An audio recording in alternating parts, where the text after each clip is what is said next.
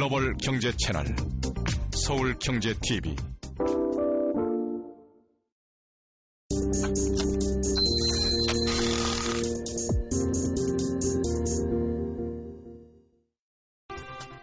안녕하세요. 뉴스마켓의 최리나입니다. 삼성전자의 급등, 그리고 6일 만에 돌아온 외국인, 이 두 사람이 만들어낸 흑작품이 짜잔, 바로 코스피 1900입니다. 지금 막 코스피가 1900선에 계속 머물고 있고요. 조금 전에 이 1900대를 드디어 보여주기 시작했습니다. 이런 가운데 놓칠 수 없는 부분은요, 특별히 코스닥 기준 실적 시즌에 거의 막바지임에도 불구하고 실적의 중요성은 오늘도 다시 한번 부각이 되고 있습니다. 오늘 실적주가 사실상 시장의 특징주가 되는 모습인데, 코스피는 1900을, 코스닥은 550선 지키지 못하고 장중에 하락 반전됐습니다. 잠시 후에 우리 시장 모습 보여드리겠고요. 먼저 글로벌 증시부터 분위기를 한번 시간 순서대로 훑어보자고요. 먼저 뉴욕 증시입니다. 뉴욕 증시는 혼조세로 마쳤습니다. 보시다시피 나스닥만 기술주 선전에 힘입어 소폭 올랐을 뿐 다와 S&P 500 모두 다 빠졌는데요. 하지만 오름폭, 내림폭 모두 크지 않았습니다. 이어서 유럽 쪽도 볼까요? 유럽 역시 혼조세로 마쳤습니다. 일정한 방향성 없었는데요. 독일만 0.25% 상승했고 0.1%대 미미한 하락세이긴 했지만 영국과 프랑스 증시는 오르지 못했습니다. 네, 유럽의 이슈를 먼저 얘기해야겠습니다. 일단 미국도 사실 조금 주춤할 수밖에 없었던 이유, 앞서는 일본의 2분기 GDP가 예상보다 못했기 때문인데요. 바로 오늘 밤이 아니라 내일 밤 유로존의 2분기 GDP 성장치가 발표가 되게 됩니다. 그런데요, 이를 앞두고 골드만삭스에서는 일단 7분기 만에 성장 침체를 탈출한 성장이 기대가 되고 있는데 예상치를 높였습니다. 지난 1분기 정도의 어떤 지지부진한 침체를 역시 역성장을 예상했던 골드만삭스가 당초 예상을 뒤집고 긍정적으로 유로존의 2분기 성장률에 대해서 전망치를 높여 잡은 건데요. 0.2% 정도 올 2분기에는 성장할 것 같다라고 발표 한 이틀 정도 남겨두고 괜찮은 내용의 리포트를 냈습니다. 그렇지만 유럽 증시가 왜 못 올랐을까 생각해보면요. 악재도 없지 않았기 때문입니다.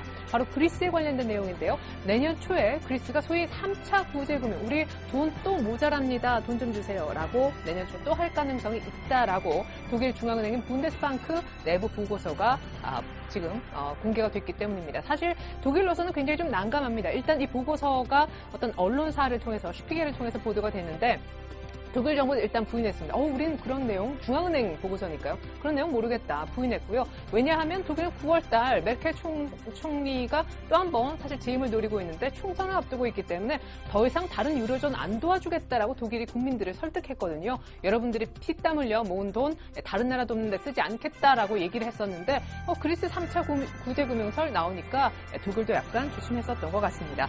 자, 이렇게 유럽에는 호황제가 있었고요. 미국 쪽으로 넘어와서 지표를 한번 보면요. 미국의 무역 수지가 발표가 됐었죠. 재정 적자 규모가 발표가 됐습니다. 7월에 재정 적자가 예상보다 약간 더 많이 나오긴 했습니다만 고무적인 부분이 있습니다. 일단 전체적으로 2013 회계년도 올해 들어 누적 적자는 1년 전 같은 기간보다 훨씬 더 줄어들고 있다는 것입니다. 전체적으로 그래도 적자가 줄고 있다는 것, 7월 지표는 약간 예상보다 더 많은 적자 규모를 기록했지만 고무적인 대목이라고 보여집니다.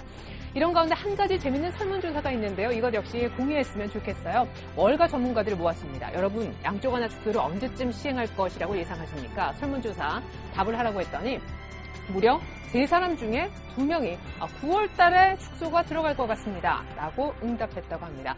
양쪽 완화 축소 관련해서 시장은 관심이 참 뜨거운 것 같은데요. 시기를 저울질하는 데 있어서 지금 9월이 가장 유력하다라는 설문조사 결과도 나와 있는 상황입니다. 그런 것 치고 뉴욕이 많이 흔들리지 않는 것도 전문가들은 그래도 긍정적인 신호가 아닌가 그런 얘기를 하더라고요. 자, 이어서 이번에는 일본, 중국 이렇게 아시아 증시 분위기를 한번 볼 텐데 일본 증시를 먼저 봤으면 좋겠습니다. 어제 약간 2분기 GDP가 예상보다 적게 나오면서 흔들렸었는데요. 오늘 급반등하고 있거든요. 자, 일본 니케이의 모습입니다. 1.3% 정도 상승을 했네요. 13,000선 정도, 13,696이니까 13,700선 정도에 와 있다라고 보여지는데 오늘 장중한테 2% 넘게 급등하게 돼 있었습니다. 잠깐 차트 보여드리죠. 오늘 잠깐 61선 회복 시도가 있었지만 61선 터치는 못했었고요. 장중한테 한 2%에 육박하는 1.99%까지 급등하기도 했었네요. 자, 일본 오늘 왜 이렇게 오르나? 두 가지 요소 정도가 있을 것 같습니다. 일단 엔화 자체가요, 굉장히 좀 엔저가 약화되면서 증시는 부정적이었었는데 다시 97원대 이렇게 들어가면서 다시 증시에는 조금 좋은 요인이 나와주고 있고요. 무엇보다 오늘 급등의 모멘텀은요, 아베 총리 입에서 나온 것 같습니다. 소비세율을 이제 인상을 해서 나라빚을 줄여야 되긴 하는데 그러기에는 너무 경기가 걱정된단 말이죠. 그래서 기업들의 법인세, 기업들 세금 조금 덜 거두겠다라고 얘기를 했습니다. 법인세 인하를 한번 검토해보지라고 아베 총리가 지시를 내렸다라는 소식이 니혼게이자의 신문 통해서 보도되면서 일본 니케이 225 지수 급등하고 있는데 상승폭은 약간 줄어들고 있습니다. 급등하면 빼놓을 수 없는 것이 바로 중국장이죠. 어제 상하종합지수가 얼마나 오른지 아십니까? 2.39% 정도 급반등해서 2100선을 회복했었습니다. 최근에 정말 지겨웠던 그런 중국 상하종합지수였는데 어제 급반등 이후 오늘 약간 피로감을 드러내죠. 하지만 거의 어제 종가 부근을 지키고 있습니다. 2099.0 정도니까요. 어제 거의 종가와 비등비등하다하겠습니다. 어제 중국 증시 차트 잠깐 보시면요. 자, 이렇게 좀 지루했던 이 박스권을 뚫는 아주 중요한 양봉이 어제 나왔고요. 거래도 어느 정도 좀 실렸습니다. 이제 2100선을 조금 뚫었기 때문에 1차적으로 안착 시도가 나오고 있고 오늘 정확히 61선 어제 종가 부근에서 조금 머뭇머뭇하고 있는데 그 다음 코스는 이제 2180 정도 2200 언저리가 되겠죠. 일단 지금 여기에서 매물 소화를 잘 해야겠습니다. 2100포인트 안착 여부가 향후 중요해 보입니다. 네, 이번엔 더 중요한 우리 코스피의 모습입니다. 1900이 지금도 유지가 되고 있네요. 1900.1.83, 1900이 된 이후로 계속해서 유지가 되고 있습니다. 어제 종가보다 1% 가까운 상승세가 오늘 나와줍니다. 이제 자세한 종목은 잠시 후에 보고요. 오늘 1900이 언제부터 만들어졌는지 분봉을 한번 준비해봤는데 조금 전부터일 겁니다. 그렇죠. 조금 전. 그리고 지금 상승폭을 키워서 지금이 오늘 시장이 시작한 이래 가장 높은 지수대라고 보시면 좋겠습니다. 자, 시가에서는 약간 흔들렸습니다. 그냥 그럭저럭 오늘 또 1980, 90인가 라고 했었었는데 웬걸 조금 전부터 이렇게 급격하게 좋아지기 시작하면서 1900포인트가 오늘 만들어지고 있습니다. 사실 뉴욕 쪽에서도 큰 이벤트라든가 지표 발표도 없었고요. 모멘텀도 없었는데 오늘 왜 이러는 걸까요? 수급 한번 보도록 하죠. 외국인이 돌아왔죠. 한 500억대 정도, 6거래 만에 매수입니다. 어제 기억해 보시면 5거래 만에 사는 듯 했는데 마감가는 결국 팔았어요. 사실 뭐 막판에 이렇게 매도 전환한 건 아니고요. 당 초반에만 잠깐 샀었죠. 근데 오늘은 일단 아직까지는 1900 만드는데 아주 중요한 1등 공신 중에 한 명이고요. 외국인보다 누가 더 많이 사죠? 기관이. 어제 기관이 1000억 정도 매수해줬습니다. 어제 연기금이 한 오래간만에 다시 한 600억대 이상, 700억에 육박하는 매수세를 보여주면서 어제 1880선 지킬 수가 있었는데 오늘 또한 기관, 특별히 연기금의 매수도 꾸준하게 유입되고 있습니다. 개인들, 네, 1900 오면 공식이죠. 개인들은 일단 도망가고 있습니다. 자, 수급 조금 더 자세하게 한번 살펴보죠. 외국인들의 오늘 매수가 거의 6거래 만이긴 한데요. 앞서서 한 하루 평균 1000억 정도 팔았다고 보시면 되겠습니다. 앞서 5거래일 동안 5000억대 정도 매도했었는데 아주 많이 판 건 아니죠. 일평균 한 1000억대 정도 매도였으니까요. 근데 사실 어제 엊그제 약간 매도 규모가 주는 듯 하더니만 오늘 일단 많은 규모는 아닌데 매수 전환을 해줬다라는 거는 긍정적이고요. 옵션 만기 끝나고 나서 슬슬 선물 쪽도 지금 매수세가 계속 연속적으로 들어오고 있습니다. 기관 매매를 잠깐 보시겠는데 어제 기관이 한 1000억 가까운 방어가 있었거든요. 근데 오늘 콜옵 좀 많이 사고요. 선물 조금 팔지만은 선물 쪽의 매수 기조가 계속 이어지고 있습니다. 어제 투신권이 얼마를 샀는가? 전체 기관이 1000억 정도 방어 들어올 때 투신권이 한 600억 정도 이렇게 샀고요. 무엇보다 연기금의 방어가 얼마나 있었는가? 700억가량 됐는데 연기금 8월 들어서 8월 5일 약간 판 것 빼고는 지금 화면에 보여지는 7월 말부터 연속적으로 방어해주고 있죠. 오늘도 연기금 이렇게 사준다는 사실입니다. 자, 이어서 이번엔 코스닥의 모습을 한번 보도록 하겠습니다. 자, 코스닥은 오늘 그렇지만 분위기가 별로 좋지 못합니다. 양시장 같이 가지 못하고요. 형님만 활짝 웃고 있는데요. 549.57, 네, 550선을 반납했습니다. 어제 사실 사수가 굉장히 힘들어하는 모습이 그대로 느껴졌었는데 오늘 드디어 조금 반납이 확실시 되고 있습니다. 안 좋게 반납이 되고 있어요. 수급도 보여드리겠고요. 그에 앞서서 분봉부터 체크해보도록 하겠습니다. 550이 오늘 반납될 줄은 몰랐어요. 약간 주춤하거니 했었었는데 어느 순간부터 코스피가 주목받자 코스닥은 이렇게 550을 질그머니 그러나 좀 오랫동안 내어주고 있습니다. 549.43, 아직 548대까지 내려가진 않았습니다. 어제 종가보다 1포인트 정도만 밀리고 있으니까 약세, 이 조정폭이 아주 깊다 하진 않겠습니다. 자, 코스닥의 수급이 되겠는데요. 어제 기관이 한 350억 정도 꽤 많이 코스닥에 매물을 내놨었거든요. 네, 오늘도 이거 보세요. 기관이 많이 팔죠. 그러니까 사실은 외국인 뭐라 할 건 없는 것 같고요. 코스닥은요. 어제도 물론 외국인 팔았습니다만 외국인 매물 규모는 크지 않았습니다. 근데 기관이 어제도 사실상 코스닥을 조금 주춤거리게 했었었는데 오늘도 기관 매도가 코스닥에는 부담이더라라는 모습입니다. 자, 기관이 어떤 걸 파는지 그럼 코스닥에 특별히 어떤 종목을 매도하고 있는지 한번 보시겠는데요. 기관은 반도체 쪽을 많이 팔죠. IT 쪽을 지금 코스닥 이제 시가총액 큰 종목들도 팔지만 IT 종합, 코스닥 100 그리고 IT 소프트웨어, 디지털 콘텐츠 이쪽 IT 쪽을 많이 기관들이 차익 실현하고 있는 모습이네요. 코스닥에 부담이 되고 있습니다.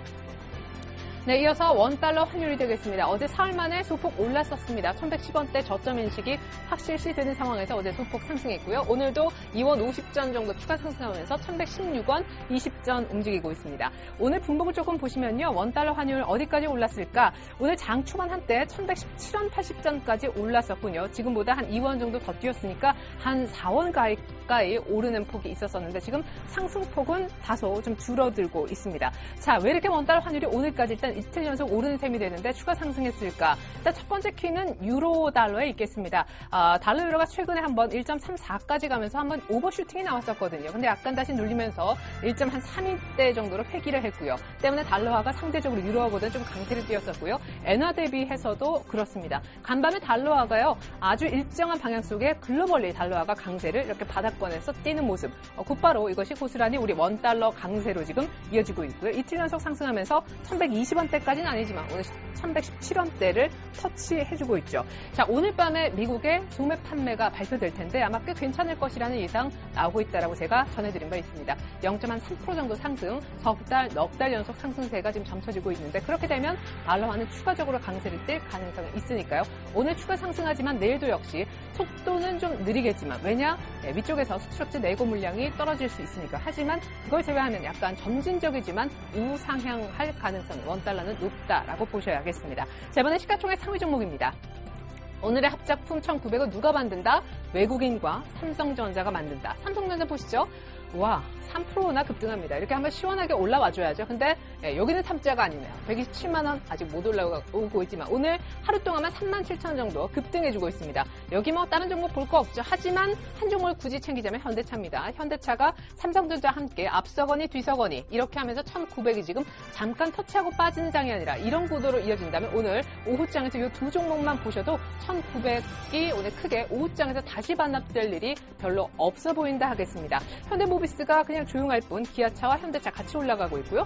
포스코가 추가 상승하는 것도 아주 재밌는 대목이네요. 이어서 나머지 종목 더 보시겠습니다. 삼성전자만 오르는 건 아닌 것 같아요. SK 하이닉스도 3%대, 삼성전자만이 아니라 우선주는 아예 4%나 급등하고 있습니다. SKT, 한국전력 이런 방어주들 미미하고요. 신한지주도 외국인들이 KB금융과는 달리 약간 만지는 종목이긴 한데 오늘 상승세 크게 동참하는 건 아닙니다. 시장이 0.9% 오르니까 시장 정도만 상승률을 보이는 거죠. LG화학 같은 종목은 오늘 조금은 상승세가 더딘 편이라 하겠습니다. 자, 삼성전자부터 자세하게 한번 보도록 하겠습니다.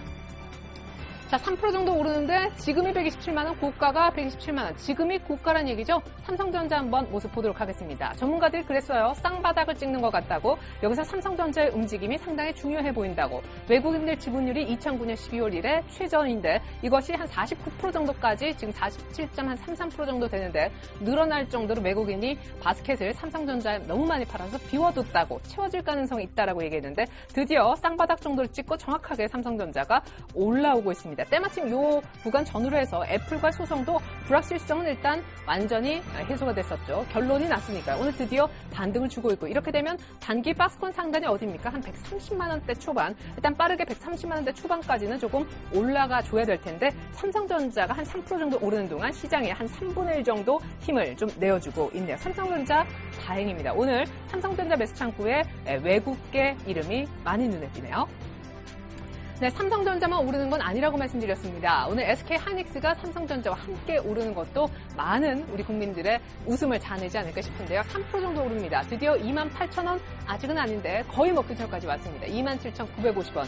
전에 말씀드렸다시피 모바일 메모리 반도체 D램 하반기에 다시 한번 가격이 좋아질 가능성이 있는 데다가 무엇보다 오버행 이슈가 이제 완전히 좀 해소가 됐다라는 시점에서 어제 기관 다시 많이 샀습니다. SK 하이닉스도 차트만 좀 열어보도록 하죠. 자, SK 하이닉스 이제 사실 28,000원대. 네, 오늘 드디어 이제 기술적으로 조금 좋은 신호는 나왔습니다. 뭡니까? 21선을 뚫어주는. 자, 7월달 거의 초에 한번 있었었는데 윗꼬리로 막히고 그 다음에 음봉 큰 거 한번 맞으면서 완전히 21선하고 굿바이가 됐었고요. 한번 돌파 시도가 여러 차례 있었지만 사실 공통된 부분은요. 거의 음봉을 맞고 여지없이 무너졌다라는 것인데 오늘 3 연속적으로 이제 양봉이 나왔습니다. 지금 적산병이 나온 상황이고 내일 약간 눌릴지라도 오늘 윗꼬리 많이 안다는 것이 좋겠습니다. 있습니다. 오늘 긴 양봉으로 그대로 21선 뚫어주는 정도에서 맞췄으면 하는 바람이 있네요. 네, 무엇보다 오늘 코스닥이 조금 눌리고는 있지만 이 종목만큼은 빼놓을 수가 없겠습니다. 넓은 의미의 IT로 제가 그냥 IT 얘기하는 김에 이 종목 좀 말씀드리려고요. 서울반도체가 5% 넘게 오릅니다. 어머, 37,000원. 네, 맞습니다. 오늘 고가는 37,000원대 중반으로서 6%대 급등하기도 했었는데요. 지금 약간 상승폭이 줄었지만 서울반도체 코스닥에서 따라올 자가 없어 보입니다. 오늘 장 마감 이후에 IR을 하면서 확실한 2분기 실적을 발표할 예정인데요. 조금 전부터 서울반도체가 원래는 한 4% 정도만 오르고 있었어요. 근데 이제 장 마감 이후에 IR을 한다. 그리고 그 전에 지금 4%에서 5%까지 또 6%까지 상승세가 더 나온 것은 잠정 실적을 미리 내놨습니다. 시장 오늘 반영되라고 잠정 실적이 나왔는데 285% 영업이익이 1년 전 같은 기간보다 그러니까 한 2배, 3배 가까이 급증했다는 것이죠. 서울반도체가 오늘 급등하는 이유입니다. 자, 서울반도체 한번 차트를 열어보죠. 많은 전문가들이 LED는 유망하다. 한번 조정받을 때 사야 된다. 특별히 이런 가격대 왔었을 때 저도 같이 조정 시 매수라고 전문가의 말을 인용해서 전해드렸던 기억이 나는데요. 물론 이때는 이제 이때가 아니었군요. 한 이 정도였던 것 같습니다. 이때는 기억나시는지 모르겠는데 대규모 과세설이 장 마감 이후 분석이 좀 어설프게 나왔었고요. 그냥 설이었습니다. 그때 한번 급락시킨 이후에 옆으로 횡보했었고요. 61선 깨지 않는 상황에서 오늘 드디어 실적 보고서 다시 급등하죠. 좋아 보이는 차트입니다. LED주 이대로 죽지 않음을 서울반도체가 그대로 실적으로 보여주고 있어요. 네, 소재 산업재 섹터 한번 보겠습니다. 상승 탄력이 많이 줄어 있습니다만 그래도 놓칠 수는 없는 종목입니다. 왜냐? 중국발 모멘텀이 있는 종목이기 때문인데요. 자, 포스코도 오늘 추가 상승, 그리고 현대제철이 약간 눌립니다만 고려아연이 2%대 30만 원 회복했네요. 풍산 역시 구리 가격 연동되는 풍산도 오늘 추가 상승. 어제 두산인프라코 많이 올랐는데요. 오늘까지 추가 상승을 보여주고 있습니다. 고려아연에 대한 대응법 전문가의 언급이 있었는데 전달을 해드리겠습니다. 자, 고려아연이 드디어 바닥권에서 헤매다가 30만 원대를 보는 순간인데 어제 6%대 오늘 2.7% 갭상승 동반하면서 추가 상승합니다. 언제쯤 사야 되느냐? 아예 하단에서 사거나 지금은 아니라는 얘기죠. 아예 상단을 확실하게 뚫을 때 32만 원 돌파 시에 매수를 하거나 아예 하단에서 매수하라라고 하는데 다시 하단 내려올 가능성보다 32만 원 뚫을 때 추가 매수하는 것이 혹은 신규를 사는 것이 더 좋아 보입니다. 지금은 어정쩡하다는 얘기죠. 안 좋은 분위기가 이쪽 섹터에 드리워져 있습니다. 바로 모바일 게임주가 되겠습니다. 게임빌의 실적이 좋지 못했는데요. 그 같은 여파 다음의 문제였습니다. 후폭풍으로 증권가에서 목표가를 어마어마하게 내렸고요. 구조적으로 게임빌은 별로다라는 후평까지 쏟아지면서 게임빌의 오늘 주가가 그대로 답을 해주고 있습니다. 마이너스 6%대 게임빌 차트 한번 보여드리겠습니다. 사실 위메이드 그리고 조이맥스 자회사 모회사의 관계잖아요. 이쪽은 흑자 전환 얘기가 나왔는데 눈높이에 못 맞춰서 조금 밀리는 거고요. 게임빌의 낙폭이 큰 이유는 증권사 영향이 크겠습니다. 너무 평가가 안 좋아서요. 자, 이제 신저가가 보이죠. 67,200원 정도. 거의 바닥권에서 이때 왜 올랐을까요? 네, 페이스북 모멘텀 때문에 플랫폼에 같이 낀다 그래가지고 올랐었는데 그 이후로 고스란히 제자리보다 더 밀린 상황입니다. 여기서 중요한 것은요. 신규 매수하고 싶으시다고요? 바닥권 같은데 그냥 대충 한번 사놓고 싶으시다고요? 네, 저점이 확실하게 다지는 게 보여줘야 됩니다. 67,000원 오늘 지키지 못하면 정말 어려워지겠습니다. 신저가 경신하면 안 되겠죠? 67,000원 지지 확인하면서 매매하셔야겠습니다.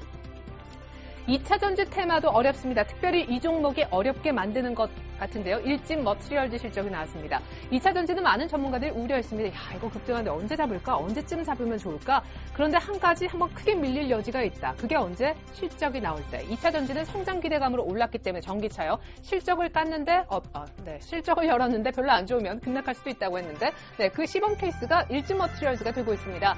일진 머티리얼즈의 2분기 실적 역시 별로 안 좋았는데요. 재밌는 거는 일진 머티리얼즈 이번에 2분기 실적에는 ESS라고 하는 전기 저장 장치 일렉포일 사업을 하는 그런 기업인데요. ESS 일렉포일에 관련된 실적은 아직 반영이 안 됐고요.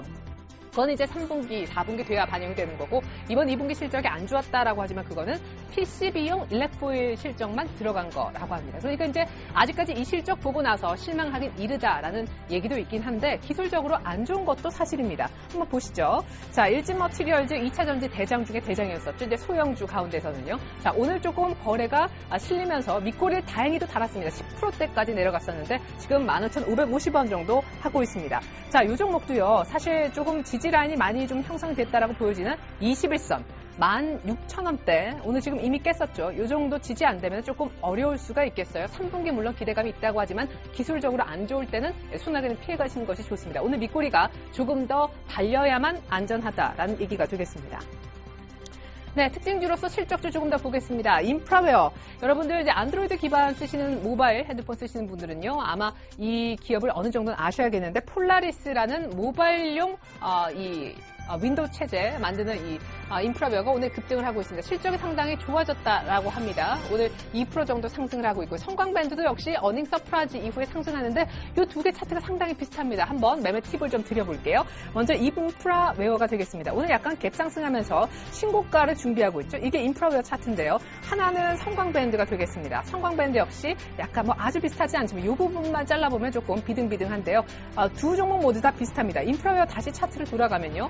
18,000원대 이 고점에선 매물 우려가 있다라고 합니다. 전문가들은요. 때문에 약간 좀 분할 매수를 낮은 가격에서 사서 하셔야 되는데 오늘 이미 약간 윗꼬리가 달려서 매수하기엔 좋은 가격대가 점점 진입이 되고 있고요. 16,000원대 정도에서 사서 18,000원대 정도. 여기 이제 오면은 신고가 돌파 너무 기다리지 말고 찍으면 바로 팔자라는 얘기가 되겠습니다. 성광밴드 역시 마찬가지 팁을 좀 드리고 싶은데 3만 원 이상은 일단은 너무 욕심 부리지 마시고 이것도 갭이 이렇게 생겼잖아요. 갭 메울 때 들어가자 이겁니다. 오늘 털턱 이렇게 갑자기 사지 마시고 약간 더 이렇게 갭을 메우는 28,000원대 이 정도에서 매수해서 3만 원 정도 되면 팔자 이겁니다. 수주, 설비증설, 수급, 삼박자가 모두 맞아떨어지는 성광밴드 분석해드렸습니다. 네, 이 밖에도 오늘 실적 발표한 기업들이 있습니다. 좀 참조하셨으면 좋겠어요. 아비코전자 사상 최대 실적 발표했지만 밀리고요. 에이블CNC 오늘 미시아가 5년 만에 다시 적자로 돌아섰다고 합니다. 미시아에 무슨 일이? 에이블CNC 오늘 적자 전환 소식 마이너스 2%대 하락하고요. 하이로코리아도 휴비치도 오늘 실적 발표를 했으니까 매매하시는 분들 조금 같이 챙기셔야겠습니다. 자, 이번엔 전일 급락했었던 IT 부품주들을 미리 한번 모아봤습니다. 전일 급락했었던 요 한 대표적으로 4종목 정도가 있는데 유진테크는 전일 급락했는데 오늘도 7%네요. 오늘 SK하이닉스하고 공급 계약 맺었다는 뉴스까지 나왔는데 급락하고 있습니다. 차트 좀 열어보겠고요. 그나마 다행인 건 파트론과 S맥이 다시 살아난다는 거. 크루셜텍도 안 좋아졌습니다. 지문인식 기능 탑재되면 수혜주라고 말씀드렸었는데 크루셜텍보다 더 급한 유진테크 차트만 좀 열어보겠습니다. 이건 전문가의 팁을 제가 듣지는 못했는데요. 차트가 많이 안 좋죠. 오늘 거래도 사전 누례 없이 거래가 좀 많이 터지고 있습니다. 어제도 마이너스 4.6%, 오늘 또 이렇게 추가 하락에 밑꼬리도 별로 없습니다. 사실 이 전저점 거의 부근에서 지금 조금 헤매고 있는데 역시 이 종목 같은 경우에도 이전 저점에 한 18,700원을 깨면 곤란하겠죠. 이 종목도 조금은 유의가 필요합니다. 조금 수익 나셨던 분들이 빨리빨리 팔지 않는 한 반도체 장비주도 길게 잡고 있으니까 이런 사태가 벌어지니까요. 조심하셔야겠습니다. 수익률을 좀 짧게 가시면 좋을 것 같아요.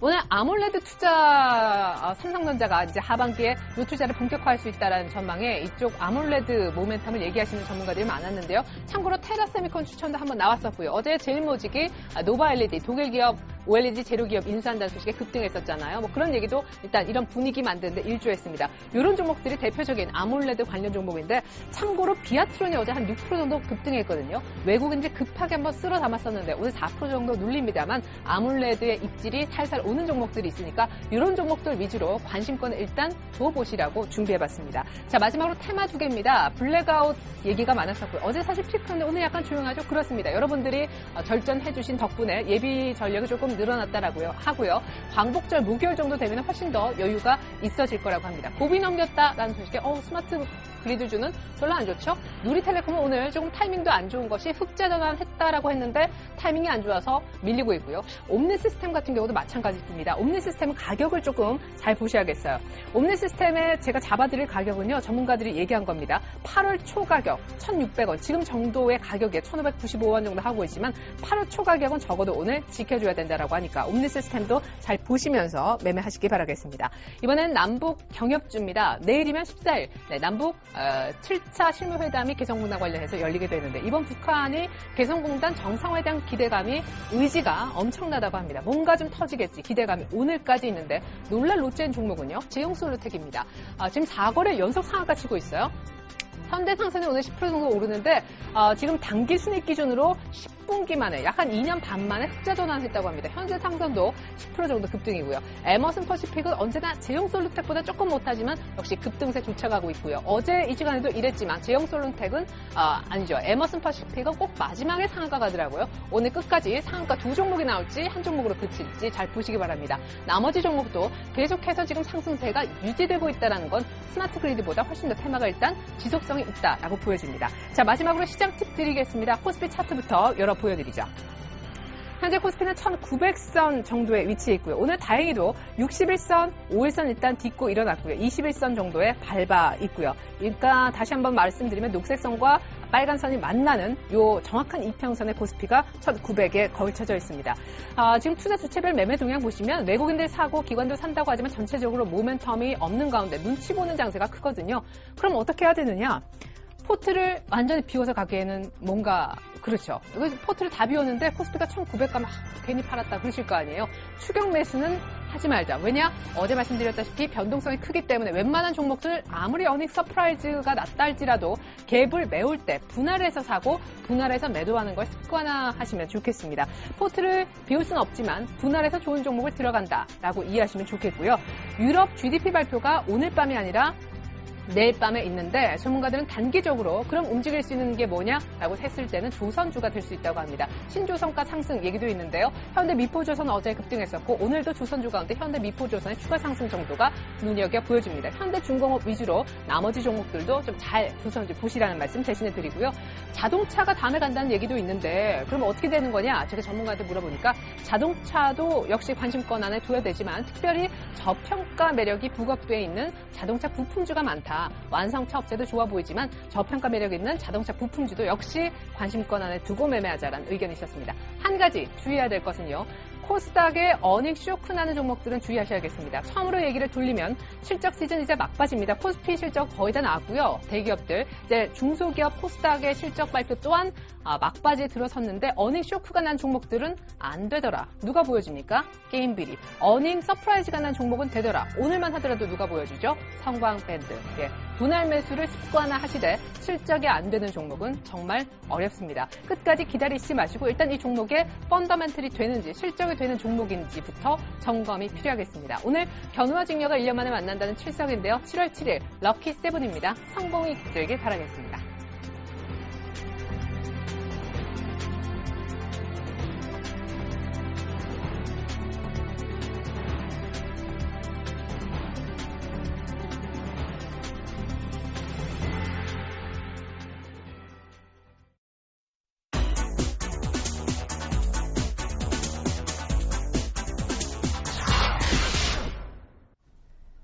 안녕하십니까. 8월 13일 뉴스인 마켓입니다. 올해 상반기 거둔 세금이 3년 만에 최저치를 기록했습니다. 정부의 세법 개정안을 둘러싼 논란이 증폭되는 상황에서 올해 세수 감소폭이 사상 최대를 기록할 것으로 우려됩니다. 국회 기획재정위원회 소속 민주당 안민석 의원이 국세청으로부터 제출받은 상반기 세수 결산 자료를 보면 1월부터 6월 세수 실적은 92조 원으로 지난해 같은 기간보다 9.3% 줄었습니다. 명목 성장률을 고려하지 않더라도 2011년 상반기 95조 원, 2012년 상반기 101조 원에 견져 가장 적은 수치입니다. 국회 예산정책처는 법인세 실적 부진이 법인세율 인하와 경기 악화 탓이라고 지적했습니다. 은행 계좌에 입금된 돈만 쓸 수 있는 체크카드가 1억 장 시대를 열었습니다.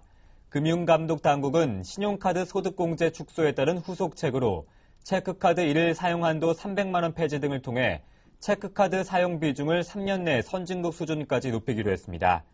금융위원회와 금융감독원은 기획재정부가 최근 발표한 세법 개정안에서 내년부터 신용카드 소득공제율을 현행 15%에서 10%로 낮추기로 하자 체크카드 활성화로 지하경제 양성화 기조를 이어가기로 했습니다. 금융감독당국 관계자는 금융위원장이 가계부채를 줄이고 지하경제 양성화에 큰 도움이 되는 체크카드 활성화 대책을 주문해 다양한 방안을 준비하고 있다고 말했습니다. 캐나다의 스마트폰 제조업체 블랙베리가 회사 매각을 검토하고 있다고 공식 발표했습니다. 블랙베리는 이사회 산하의 특별위원회를 구성해 회사의 가치를 높이고 블랙베리 10 플랫폼이 널리 채택되는 데 도움이 될 전략을 찾기로 했다며 이같이 밝혔습니다. 블랙베리는 특별위원회가 검토할 대안으로 회사 매각뿐 아니라 합작 투자와 제휴 등도 함께 꼽았습니다.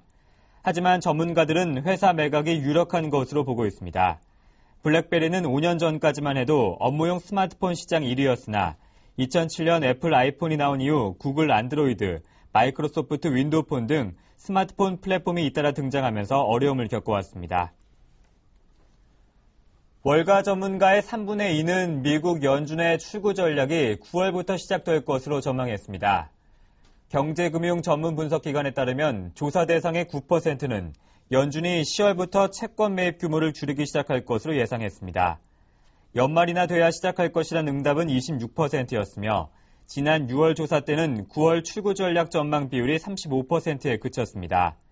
이번 조사에서 81%는 연준이 내년 중반까지는 채권 매입을 완전히 중단할 것으로 내다봤습니다. 또 응답자의 36%가 2015년 2분기 중 금리가 처음으로 인상될 것으로 전망했고 2015년 3분기로 예상한 비율은 30%에 달했습니다. 이어서 오늘의 기업 뉴스를 전해드립니다. 서울상공회의소 회장으로 선임된 박용만 두산그룹 회장이 오는 21일 대한상의 회장 취임에 앞서 전국을 돌며 지방 현안 챙기기에 나섭니다. 서울상공회의소는 오늘 박용만 회장이 대구, 대전 지역 방문을 시작으로 일주일 동안 전국을 돌며 지역 상의와 상공업계의 현안을 청취할 것이라고 밝혔습니다. 현대상선이 10분기 만에 당기순이익 317억 원으로 흑자로 돌아섰습니다. 현대상선은 2분기 매출 1조 8천억 원, 영업손실 669억 원, 당기순이익 317억 원을 기록했다고 발표했습니다. 매출은 지난해 같은 기간 2조 원보다 10.3% 줄었지만 영업손실은 전년 동기에 861억 원보다 개선됐습니다. 이랜드는 최근 대구 남구에 있는 특 2급 호텔인 프린스 호텔 인수 계약을 마무리했습니다. 프린스 호텔은 이랜드가 보유한 6번째 특급 호텔이 됐습니다. 프린스 호텔은 지상 12층, 지하 4층 규모로 117개의 객실을 갖췄습니다. 이랜드는 리모델링 작업에 착수해 연내 호텔을 재개장할 방침입니다. 쌍용 CNB가 7가지 파스텔 색상으로 자녀의 창의력 발달에 도움을 주는 감성 티슈 코디 7빛깔 무지개를 출시했습니다. 국내 최초로 7가지 무지갯빛 두루마리 화장지를 한 팩 안에 모두 담아 포장한 제품으로 100% 순수 천연 펄프를 사용했습니다. 8월 13일 뉴스인마켓이었습니다. 고맙습니다.